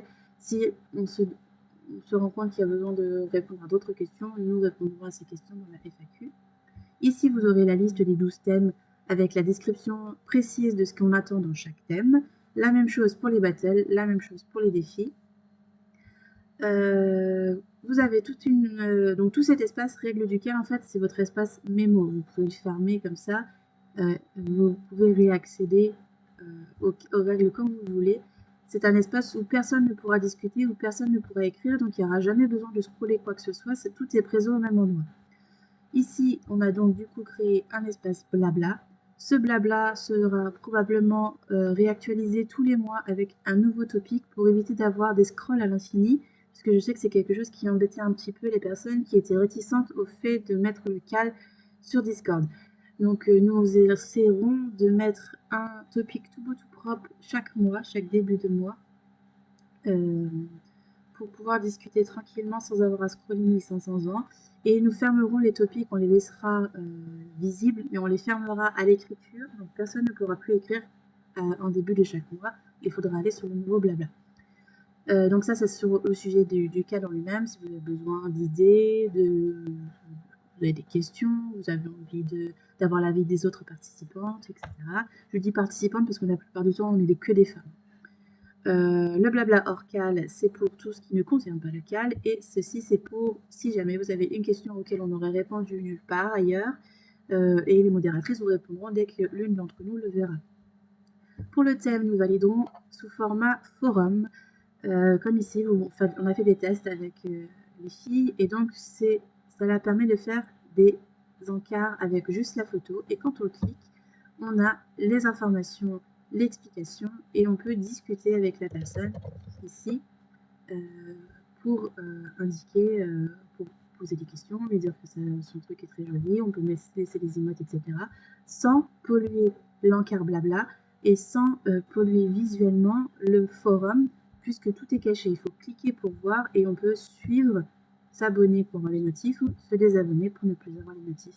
Je pense que c'est quelque chose qui sera très intéressant à terme. Là, par exemple, sur le côté, vous pouvez voir que je suis abonnée à 2 posts. Il suffit que je me désabonne hop, pour qu'ils n'apparaissent plus dans la liste. Ensuite, vous voyez, et ils n'apparaîtront plus. Je me suis désabonnée. Voilà, donc c'est ce genre de choses qui est assez pratique et en fait, chacun peut s'abonner comme il veut, quand il veut. Voilà. C'est pareil, je ne scrolle pas parce que je ne veux pas vous spoiler, mais si je scrolle plus loin, vous verrez les Flashneeds, vous verrez en fait les forums de validation de Flashneeds, des défis, des battles, etc. Mais je ne veux pas vous spoiler tout de suite puisque je vous donne rendez-vous très bientôt, hein. C'est début décembre pour accéder au Discord. Il y aura le vote des thèmes à faire, on a préparé tous les thèmes, tout est prêt, il n'y a plus qu'à voter pour choisir le thème de chaque mois. Il y aura quelques nouveautés, quelques façons de faire différentes. Mais voilà, l'idée c'est d'occuper tout le monde, de proposer beaucoup de choses, mais de ne rien rendre d'obligatoire.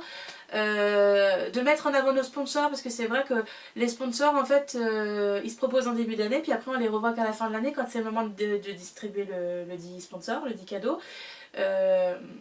Ça serait bien qu'on puisse les voir entre temps, ce serait bien qu'on puisse discuter aussi un peu avec tout ce monde de la tricosphère. De temps en temps, enfin je sais pas, s'ils ont envie de discuter avec vous, elles, parce que c'est beaucoup de femmes, si elles ont envie de discuter avec vous, d'échanger avec vous, d'être présentes, voilà. Je pense que vous comprenez ce que je veux dire, mais que je trouve pas les mots de... Je veux que ça soit une vraie communauté, pas juste moi je suis designer, je suis à cette étape, toi t'es teinturière, t'es ici, toi t'es cliente, t'es là, toi t'es testeuse, t'es là, et on se mélange pas. Voilà, je veux mélanger tout le monde. Est-ce qu'on va y arriver? Je ne sais pas, mais voilà, si vous avez envie de participer à cette expérience, venez nous rejoindre pour le canal annuel à partir de début décembre. Je ferai une vidéo dans tous les cas d'annonce pour ce truc, pour ce projet, quand tout sera prêt, tout sera beau, tout sera fini, tout sera tiré au sort, enfin voilà. Je pense qu'on ne limitera plus les inscriptions en début d'année, qu'on pourra venir n'importe quand dans l'année. On va regarder, je vais regarder, est-ce que c'est pas moi qui gère les tableurs, hein. Je vais me faire engueuler si je dis des trucs trop... ah, ça va être compliqué, voilà. Donc on va pas trop faire d'annonce, mais... Donc voilà. J'espère que ça sera bien, et puis moi en parallèle, je veux vraiment... voilà. Faut bouger, faut que ça bouge. Donc voilà, ça fait 15 000 fois que j'ai dit voilà, on arrête là. J'avais laissé une FAQ sur Instagram, mais je crois que j'ai reçu qu'une seule question. En tout cas, je les ai regardées tout à l'heure. Il y avait quelqu'un qui me demandait s'il était prévu de faire une version chaussette, je crois. Enfin, un modèle de chaussette avec le motif utilisé dans Envol ou Envolé. Bon, kiff kiff, hein, c'est le même motif. Et Cré-Cré, le châle Cré-Cré. Alors c'est un motif de feuille, donc sur Envolé il est sur l'encolure, sur Cré-Cré c'était en bordure, du coup j'ai fait Envolé avec, où j'ai vraiment exploité à fond le motif puisqu'il est sur tout le gilet, sur Envol. J'ai pas prévu de faire en chaussette parce que c'est un motif qui est relativement... Enfin, c'est un motif qu'on voit beaucoup, c'est un motif de feuille. C'est un motif de feuille qu'on voit beaucoup sur les chaussettes en général. Enfin, j'ai l'impression. Enfin, le motif de feuille, pas celui que j'ai fait exactement, mais les feuilles en général sur les chaussettes, c'est quelque chose d'assez courant. Mais pourquoi pas, faudrait que j'y réfléchisse. Alors pas forcément comme Envolé, mais plutôt comme Envol, du coup en version full motif pour le printemps prochain. Les accessoires, j'avoue que j'ai pas prévu, je prévois pas les accessoires à l'avance. Là par exemple, vous voyez, j'ai fait le bonnet Bon Voyage sur un coup de tête. Il était déjà créé, il attendait juste le bon fil. Mais voilà, quand j'ai pas le bon fil ou que j'ai juste pas le temps, je fais pas les accessoires. Je les fais vraiment quand j'ai envie d'une pause entre deux gros projets ou quand j'ai une fulgurance et puis voilà. C'est comme mon châle que je viens de commencer sur un coup de tête parce que ça y est, c'était le moment. Mais sinon, je prévois pas les projets, les accessoires en avance. Donc tout ce qui est chaussettes, tout ce qui est bonnet, tout ce qui est châle en général, c'est fait au dernier moment à l'envie. Donc dans mon planning, qui est visible sur Discord, vous verrez que les pulls ou les gilets ou des tops d'été, enfin voilà, tout ce qui se porte, tout ce qui est vêtements. On vous verrez que ça en général dans ma liste. Quand je liste un châle, c'est parce que je sais que je vais pas tarder à le faire. Je sais qu'il est prévu, il est dessiné, les laines sont choisies, voilà, il va être fait. Mais sinon, je liste pas les accessoires. Donc, potentiellement, oui, il est possible que je fasse, enfin pourquoi pas, si ça vous tente, de faire un modèle avec le motif d'envolée, d'envol du coup, pas d'envolée. Bah, c'est le même, mais enfin voilà, je m'y perds toute seule. Hein. Pourquoi pas? À voir. Pour un truc, enfin pour une chaussette de printemps, pourquoi pas. Faudrait que je regarde ce que j'ai dans mon stash, à part du rose. Mais oui, ça peut se faire, je peux y réfléchir. Surtout que je trouve que je l'ai pas mal exploité sur un vol et du coup c'est quelque chose qui peut être reproduit sur une chaussette qui peut être sympathique avec le système de maille glissée et les perles d'envolée. On pourrait essayer de faire quelque chose, oui, je peux avoir une idée. Ça peut être faisable. Oui, maintenant il faut que je trouve le fil avec lequel je vais faire, mais pourquoi pas.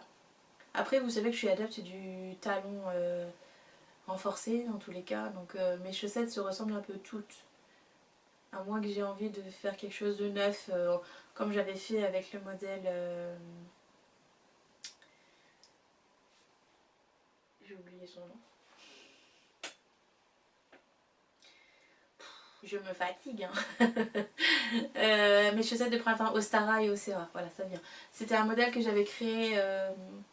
un nouveau modèle. Peut-être que j'aurais c'était un modèle que j'avais créé, bien sûr que c'est des modèles que j'avais créés. Un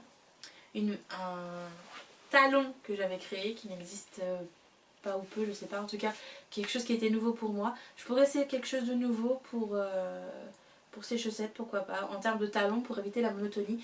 Peut-être quelque chose qui serait qui reprendrait le talon de Anaïs Louvre ou peut-être autre chose. J'ai fait d'autres choses en tête. Je me laisserai inspirer par le moment et par la laine particulièrement. On verra à ce moment-là. Mais pourquoi pas, oui, c'est faisable. Si vous avez envie de modèles dérivés, vous me dites. Hein, j'ai tendance à ne pas trop aimer... Alors, cette année est différente, mais j'ai tendance à ne pas trop dériver les modèles.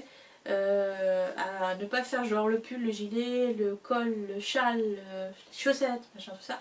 Je l'ai fait avec envol et envolé, manifestement. Mais c'est quelque chose c'est parce que je sais que je vais traiter les deux modèles totalement différemment.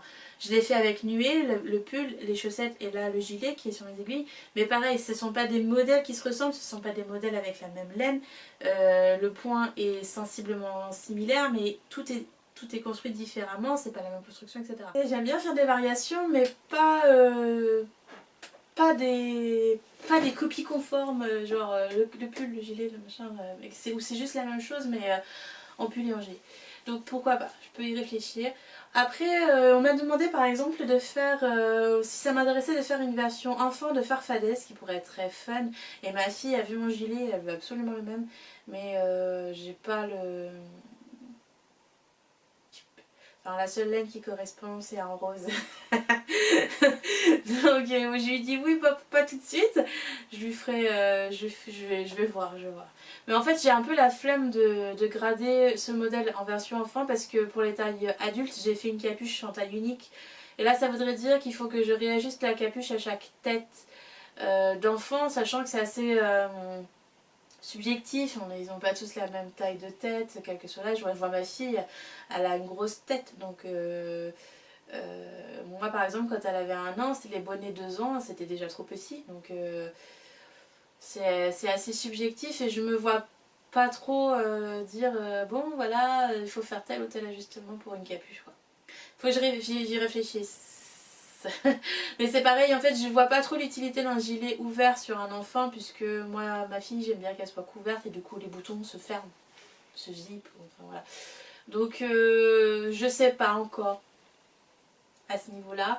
Ça demande pas mal de réadaptation parce qu'on est sur un motif qui ne peut pas aller sur un enfant de 2 ans. Ça pourra très bien aller sur un enfant de 10 ans et encore je pense que ce sera un peu large. Bref, c'est pas prévu pour le farfadet, mais c'est à réfléchir, pourquoi pas peut-être. Après, il faut pas se mentir, les modèles enfants, c'est pas des patrons qui se vendent. En tout cas pas chez moi. Euh, Au départ, quand je faisais des modèles enfants, quand j'avais pas ma fille, je pensais que c'est parce que justement je n'avais pas d'enfant et que les tricoteuses ne faisaient pas confiance à ma gradation dans le sens où je me suis toujours dit, bon, elles prennent pas mon modèle enfant parce que elles n'ont pas confiance, elles doivent se dire, c'est parce que c'est un enfant, comment il est grand, comment il est foutu, donc elle doit mal grader. Je mettais ça sur je mettais ce non-achat là-dessus.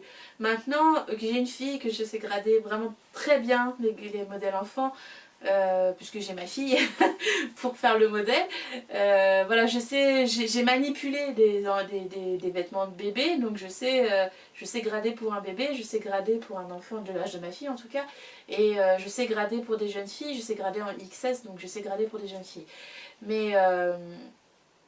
Mais du coup, ça se vend pas plus. Alors après, on remet en question euh, la beauté du modèle. Est-ce que mon modèle il est pas assez bien, pas assez beau, ou juste est-ce que j'ai pas utilisé le bon fil, la bonne couleur, ou je sais pas le mettre en avant, ou enfin voilà, ça pose beaucoup de questions ce genre de non achat, ou juste les gens n'ont pas envie de tricoter pour leurs enfants tout simplement.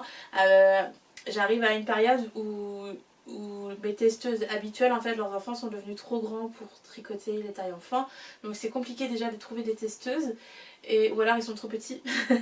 Donc j'arrive à cette période. En fait, il y a des périodes charnières où à un moment donné, j'étais entourée de tricoteuses qui avaient des enfants, mais moi je ne faisais pas de modèle enfant. Et maintenant que moi j'ai une enfant, je suis entourée de tricoteuses dont les enfants ont grandi. Et il n'y a plus la bonne taille autour de moi. Mais ça a toujours été problématique. Pareil pour les modèles hommes, on m'a posé la question de quand est-ce que je ferais des modèles hommes. Les modèles hommes, j'en ai fait 2. Dans mes tout débuts, j'avais fait un gilet avec un empiècement en jersey à l'horizontale. Je voulais vous mettre une photo, je me souviens plus de son nom. Beau gosse, c'était beau gosse. Qui a été un flop intersidéral. C'est mon mari qui le porte sur la photo. Et bon, avec mes yeux d'aujourd'hui, 10 ans plus tard, je trouve pas le modèle. Euh, J'aurais dû faire un autre choix de couleur et un autre choix de bouton. Enfin, il y aurait moyen d'améliorer ça, mais je ferais pas l'effort de l'améliorer parce que j'ai personne pour qui le tricoter. Mon mari ne supporte pas la laine. Pas du tout. Mais peu importe que ce soit de la vraie laine, de l'acrylique, de la soie, de l'alpaga, du chameau, il n'y a rien qui va. J'ai essayé plein de choses. Il n'aime pas les trucs en laine. Point. Même dans le commerce, il n'achète rien en laine. Rien d'acrylique, rien du tout. Il achète du polaire, du pilou, mais pas ça. Il ne supporte pas la maille, la texture tricotée contre lui. C'est quand même dommage d'avoir une femme qui tricote et qui design des tricots. Et de pas aimer la laine.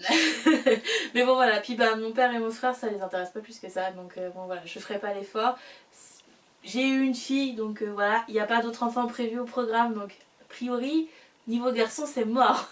Mais voilà. Mais c'est pas quelque chose sur lequel je reviendrai. Et le gilet, non le pull c'était un pull mixte, homme-femme donc. Euh, qui, bah pareil, je l'avais fait pour mon frère qui le portait plutôt bien. Je crois pas que la gradation soit optimisée, mais c'était vraiment à l'époque où je faisais de la gradation de base et où je n'avais pas approfondi les ajustements. Si aujourd'hui je devais grader pour des hommes, il faudrait que je me renseigne sur la musculature masculine. Là par exemple, je vois mon mari en un an, il a pris énormément de muscles, il fait beaucoup de musculation en salle et il est taillé en V, on va dire, et il est très très très musclé du dos. Et ça, c'est quelque chose que tu peux pas euh, anticiper en faisant juste un S. Je veux dire, un S, enfin, mon mari porte du S, mais il a des épaules musclées de M et il a une taille, la stature, il fait 1m60, mon mari il est tout petit. Donc les statures standards c'est 175 cm chez les hommes dans les gradations standards. Parce que la moyenne chez les hommes c'est 1m75. Même mon père et mon frère ne font pas 1m75. Je suis entourée d'hommes petits. Et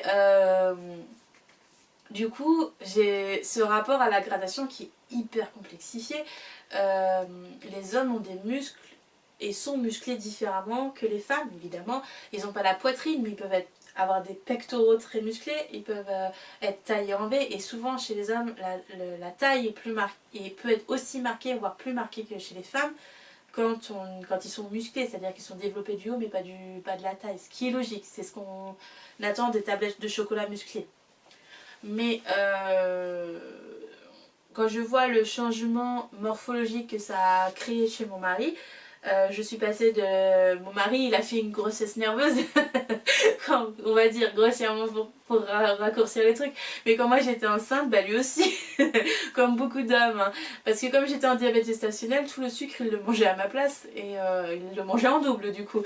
Et il a pris de la brioche. Et après ça, après l'accouchement, il a, on va dire, les 3 premiers mois qui sont hyper difficiles en termes de sommeil, enfin qui ont été difficiles pour nous en termes de sommeil, il s'est repris en main, on va dire, il a voulu se reprendre en main et il s'est remis à la musculation. Donc ça fait 2 ans qu'il travaille là-dessus et il est taillé complètement différemment maintenant. Je retrouve l'homme que j'ai connu à mes 20 ans. Oui, ça fait plus de 15 ans qu'on est ensemble, 16 ans, 17 ans, quelque chose comme ça. 16 ans. Et du coup voilà, c'est quelque chose de très différent à aborder et je saurais pas comment l'aborder et le standardiser en fait. Je vais pas savoir le faire, moi je sais pas standardiser. Parce que le S, je sais que mon mari rentrera pas dedans, alors qu'il fait du S. En mesurant, il fait du S, mais il rentrera pas dedans en termes d'épaule. Et n'importe quel autre mec S qui est tout maigrichon mais qui est très grand ne rentrera pas dedans non plus parce que les longueurs ne seront pas bonnes, les bras ne seront pas bons. Enfin voilà, c'est ce genre de choses comme ça. C'est quelque chose sur lequel j'ai pas envie de m'aventurer parce que j'ai pas de modèle. J'ai pas de modèle à qui fournir un pull ou un gilet. J'ai pas un modèle sur qui travailler. Et je veux pas forcer mon mari, il aime pas ça, il aime pas ça. Donc voilà.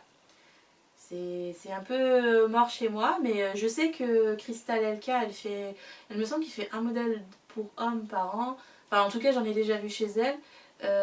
Il faut aller voir ailleurs, ou peut-être tout simplement regarder des designers hommes qui font des modèles pour hommes. Il n'y a pas beaucoup de designers hommes, enfin il y a Steven West quand même. Donc voilà. Je crois qu'il y en a un autre canadien dont j'ai pas le nom en tête, mais parce que je suis pas... qui est un homme bon, du coup et qui devrait pouvoir savoir designer pour les hommes, mais moi ça me pose beaucoup trop de questions à mon cerveau, il n'est pas conçu pour standardiser mon cerveau, vous l'aurez compris, et j'ai enfin réussi à déstandardiser, enfin comment dire, j'ai réussi à ma gradation elle a fait comme ça, hein. C'est-à-dire que j'ai beaucoup ajusté, puis j'ai désajusté, et puis là je suis tombée sur un compromis qui me plaît, c'est-à-dire que j'ajuste mais pas trop, et on est bien. Pour les femmes. Pour les enfants, bon bah il n'y a pas besoin d'ajuster en général à part les longueurs. Donc ça je sais faire et je maîtrise. Mais pour les hommes, j'ai pas envie de m'aventurer là-dessus. Je suis désolée. c'est une toute autre morphologie qu'il faudrait étudier. Il me faudrait des mesures comme j'avais fait avec les femmes, c'est-à-dire des centaines et des centaines de mesures pour comparer, pour trouver les ajustements définitifs, savoir ce qu'il faut faire quand ils sont musclés là, quand ils sont musclés là, quand ils sont musclés là, enfin voilà. Je doute que vos maris, vos frères, vos amis aient envie de se faire mesurer dans tous les sens avec votre mètre ruban. Hé chérie, j'ai besoin de ton tour de biceps au plus fort. Voilà, bon. C'est pas trop, je suis pas sûre que ce soit leur kiff, vous voyez. Donc bon, voilà. Entre tricoteurs, on se comprend, mais entre les maris de tricoteuses, par exemple, j'ai un doute. Ils supportent nos petits, on va dire, photoshoot, machin tout ça de temps en temps, histoire de nous faire plaisir, mais je crois pas qu'ils iraient plus loin que ça. Voilà, bref, bon, je m'arrête là. Blabla maintenant. Pour celles qui suivent mes travaux, j'ai des piliers. 3. Et je suis fort embêtée par ces piliers. Alors c'est bon, ça tient bien la structure, ça a craqué quelques jours, là ça ne craque plus depuis, donc j'espère que les murs ne vont pas s'affaisser. Ils nous ont posé 3 piliers sur le mur de refond. Donc le mur de refond, c'est le mur qui est au milieu de la maison et qui est porteur de la dalle de béton du premier étage. Et ils nous ont mis des piliers donc sur cette dalle de béton sur le mur de refond pour porter la poutre qui est au-dessus du mur de refond mais qui n'est pas tenue par le mur de refond, qui est la poutre porteuse du plancher et de la toiture, du toit, etc. Et bah voilà, ça tient très bien. Ils sont très très beaux ces piliers. Je m'attendais pas à ce que ça soit si esthétique. Je m'attendais à un truc rouillé pas beau. Ils les ont peints avec de l'anti-rouille et tout, donc là ils sont noirs. Donc ce sont des poteaux en H, la vraie poutrelle en métal quoi. Et ils sont pas mal du tout. Ils nous ont fait notre renfort de poutre parce qu'il y avait besoin d'un renfort de poutre. Puisqu'on s'est rendu compte que c'est pas une grande poutre de 10 mètres mais deux poutres de 10 mètres qui sont divisées en 6 et 4 mètres et 6 et 4 mètres dans l'autre sens. Donc on a fait poser des renforts à ce niveau là pour le très très long terme. Donc notre maison tient bien. Maintenant, on a déposé tout le plafond avec mon mari, ça nous a pris 3 jours entiers, c'est 60 mètres carrés de plafond, c'était affreusement long, et c'est mon mari qui a tout cassé. Enfin, j'en avais cassé une bonne partie avant pour que l'ingénieur puisse voir les poutres, mais disons que je me suis débarrassée de 10 mètres carrés et lui il a fait les 50 autres mètres carrés, mais j'ai ramassé les 60 mètres carrés tout seul, quasiment. Ça correspond à 60 sacs de gravats. Il nous en reste encore 15 là-haut, il faut qu'on les jette. Et bah voilà, ils sont super beaux ces piliers, je m'attendais pas à ce qu'ils soient aussi jolis. Et j'ai un gros regret du coup, c'est qu'au niveau du balcon, j'ai un mur porteur qu'on ne pouvait pas enlever, une poutre porteuse et un poteau porteur. Et donc avant j'avais la fenêtre dans le trou où il y avait la poutre porteuse et une porte de l'autre côté. C'était un balcon fermé enfin c'était ouvert vers l'extérieur, donc c'était le balcon était comme ça. On a retiré les fenêtres et donc il nous reste plus que le poteau. Et quand on a vu la fin, ils nous ont mis en fait le pilier à 1 mètre à peu près du poteau déjà existant. Donc j'ai 2 piliers porteurs l'un à côté de l'autre. C'est pas très esthétiquement joli. Déjà à la base ça m'embêtait un peu ce poteau tout seul au milieu, mais je pouvais pas l'enlever parce qu'il est porteur. Et je me suis dit vraiment, j'ai regretté de ne pas avoir demandé du coup un renfort à ce niveau-là, c'est-à-dire d'enlever ce poteau porteur, puisqu'on en a mis un à mettre juste à côté, pour mettre une poutre, un IPN, qui serait raccordé au poteau porteur qu'on a mis, et ça aurait supprimé le poteau. Visuellement, ça aurait libéré l'espace. Là, je me retrouve avec 2 poteaux l'un à côté de l'autre qui vont pas ensemble, qui sont pas pareils. Il y en a un en métal, un en brique. Va falloir que je trouve une parade pour habiller. Alors déjà à la base de toute façon je voulais faire quelque chose, on m'a dit que ça s'appelait un bow window, donc les fenêtres à l'anglaise où on a une banquette sous la fenêtre et des bibliothèques, des plantes, des machins comme ça. C'est déjà ce que je voulais faire à la base, mais là du coup si je ferme mais que j'ai quand même mon poteau à côté ça va faire bizarre. Donc je pense que je ne vais plus fermer, mais que je vais étagérer, mettre des étagères. On invente des mots. Je vais mettre des étagères pour fermer et garder l'espace ouvert en même temps. Je sais pas si visuellement ça va être joli ou pas, mais du coup ça voudrait dire que ce poteau en métal qui est très beau, qui fait très effet industriel, je vais le cacher. Celui qui est au milieu de la pièce, je pourrais pas le cacher. Enfin, je peux l'emplâtrer, le faire rond, le faire carré, peu importe, je peux le cacher et faire grimper une plante dessus. C'était mon objectif de base. Ça me donne des excuses pour mettre des plantes partout. Et celui de la cuisine, en fait, il va être caché dans le mur parce qu'on est obligé de faire un mur pour fermer. Il y a un radiateur, etc. C'est compliqué, donc le plus simple c'était de faire un petit mur et le reste de la cuisine reste ouvert. Mais voilà, j'ai ce petit poteau qui me pose problème. J'ai pas encore trouvé la solution. Faut que j'écume Pinterest pour voir ce que d'autres personnes ont fait avec des poteaux porteurs. Enfin, c'est pas des poteaux porteurs, c'est des poteaux de renfort. Ils sont pas très gros, ils sont pas très gênants, mais c'est le double poteau qui est pas beau en fait. Il y en aurait eu qu'un, enfin j'aurais eu que le poteau type industriel. Je pense que je les aurais juste laissés comme ça et j'aurais fait tourner des plantes autour ou accrocher des plantes grimpantes ou mis des suspensions de plantes, enfin des choses pour les cacher et les mettre en valeur en même temps. Là c'est pas faisable. Enfin si, mais ça fait charger. Et il est trop tard pour leur demander de mettre un IPN puisque ça voudrait dire qu'il faudrait qu'ils défassent ce qu'ils ont fait. Et ça m'embête parce qu'ils auraient fragilisé la poutre pour rien.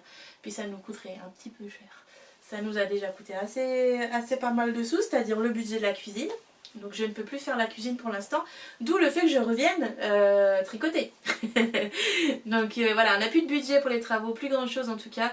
On a juste de quoi finir l'isolation des murs restants et faire peut-être éventuellement le plafond. Ce qui n'est pas du tout suffisant pour ensuite faire une cuisine. Voilà, donc on va rester dans la cuisine de fortune pendant un petit moment. Mais c'est pas grave, on est très content. C'est juste une question de temps et de finances maintenant. Ça va être fait, ça sera fait en 2025, plutôt fin d'année 2025, qui me laisse le temps moi de travailler. Ce qui est très bien. Mais bon, il y a encore l'électricité à installer, il y a le sol à faire. Peut-être qu'on pourra faire le sol, éventuellement. Mais on n'aura pas de quoi faire la cuisine dans tous les cas. Donc bref, voilà, c'est en pause, mais c'était pas urgent de mettre les poteaux, mais on préférait mettre les poteaux, enfin les piliers, pour éviter d'abîmer la maison alors qu'on vient de refaire les murs extérieurs. Ça aurait pu faire des fissures en fait à force. Donc ce qui est dommage parce qu'on a payé très cher pour enlever les anciennes fissures, ça aurait été dommage d'en refaire des nouvelles. Voilà, mais sinon on est très content du résultat. C'est voilà, on est à ça à ça de finir cette maison. à ça de pouvoir enfin décorer une maison. Ça fait combien de temps que je suis avec mon mari? Ça fait... Enfin, qu'on vit ensemble. Ça fait... on vit ensemble depuis 2000... Alors que je dise pas de bêtises parce que je vais me faire engueuler. Mince, j'ai oublié quand est-ce qu'il est arrivé en France. Bah, depuis qu'il est arrivé en France en fait. Vous le savez peut-être pas, mais mon mari est algérien. Et on a construit toute notre vie en France. Et du coup, on a mis un peu de temps à trouver la maison, à trouver la région, à trouver le travail, etc. Chaque étape de notre couple, de notre vie a été digne d'un roman. Et, et là, ça y est, on arrive en fait au but ultime, c'est bon. Et quand on aura fini cette maison, en fait, on va s'ennuyer. Non, c'est pas vrai, on va partir en vacances avec notre fille, on sera très content. Voilà, mais c'était... il y a encore tout le jardin à faire, de toute façon, il y a du boulot. Donc on va pas s'ennuyer, non, ça va aller. Mais bref, voilà, tout ça pour vous dire que les travaux ont avancé, mais pas de notre fait. Mais on est très content de ce qui a été fait, et la suite des travaux, ce sera pour plus tard. Parce que là du coup vous comprenez que si j'ai cassé 60 mètres carrés de plafond avec mon mari, ça veut dire qu'il faut refaire 60 mètres carrés de plafond. Voilà. Même si j'adore les poutres apparentes, ça fait très joli, ça manque cruellement d'isolation, donc entre les deux étages je veux dire. Donc pour garder la chaleur dans chaque pièce, pour éviter d'avoir des pertes de chaleur, on va isoler les plafonds, réisoler parce qu'ils étaient à moitié isolés, et on va aussi installer la VMC, enfin voilà, c'est le genre de choses que tu peux cacher que dans les plafonds. Et ensuite il faut qu'on fasse l'isolation des murs, et une fois qu'on aura fait l'isolation des murs, on va refaire le sol, donc c'est du carrelage, c'est 60 mètres carrés le carrelage. Le couloir c'était 20 mètres carrés. Bon, certes il y avait des détours partout, c'était pas 20 mètres carrés tout droit. Là c'est plutôt 60 mètres carrés tout droit. Mais là c'était pas 20 mètres carrés tout droit, j'ai mis 3 semaines à les faire. C'était affreusement long. Alors 60 mètres carrés. Surtout que j'envisageais de mettre du carrelage effet latte de bois. Je sais pas si vous connaissez. Ça fait, on dirait que j'ai posé du parquet, mais c'est du carrelage. Du carrelage parce que c'est plus facile à entretenir, à lessiver, etc. Par contre, hors de question que je fasse à nouveau des joints blancs ou ivoire comme j'ai fait en bas. C'est salissant et c'est impossible à nettoyer avec juste une serpillière. Je vais être obligée d'investir dans un balai vapeur là pour pouvoir les décrasser. Ils sont dégoûtants. Alors que je passe au moins la serpillière 3 fois par jour. Je déteste passer la serpillière en plus, c'est vraiment pas mon kiff. Je déteste ça. Je préfère encore faire la vaisselle. Et j'aime pas du tout faire la vaisselle. Donc voilà. Ce seront du coup des joints marrons ou des joints noirs ou je ne sais pas, mais pour cacher la saleté peut-être, mais au moins pour pas avoir la moindre trace de pas ou de sable ou de terre. Enfin, je nettoie ma maison régulièrement, je la nettoie une fois tous les jours, minimum. Le balai, la serpillière, tout ça. Mais là, c'est trop 3 fois par jour. On peut pas faire un pas sans que ce soit sale. Certes, c'est une pièce de passage, c'est un couloir, c'est l'entrée, c'est le chien qui marche partout. Mais très mauvais choix. Très très très mauvais choix. Pour quelqu'un comme moi qui supporte pas de voir les traces par terre, c'est très très mauvais choix. Voilà. Sur ce, je vais vous laisser parce qu'il est déjà 16h30, que je n'ai presque plus de batterie, ça va sonner. Il va s'éteindre et je vais aller monter ça. Donc voilà, je vous donne rendez-vous sur Discord si un test vous intéresse dans les modèles à venir. Je vous donne rendez-vous sur Discord également si jamais vous êtes intéressé par les cales annuelles, que vous soyez sponsor, participante ou autre. Voilà, je vous mettrai le lien en temps voulu. C'est pour bientôt. Pour le crayon ensemble, je vais essayer de fixer une date pour dire eh oh, ce jour-là, on va toutes parler du crayon ensemble, en tout cas pour celles qui ont participé, parce que ce serait quand même bien qu'on revienne sur ce sujet. Voilà. Et puis je vous dis à peut-être probablement dans un mois, plutôt. Alors, fin décembre, ça va être compliqué parce que ma fille sera en vacances. Bien sûr, sera en vacances. Probablement soit juste avant les vacances de ma fille, soit juste après, pour la nouvelle année. Voilà, je vous souhaite un bon tricot, je vous dis à la prochaine. Bye!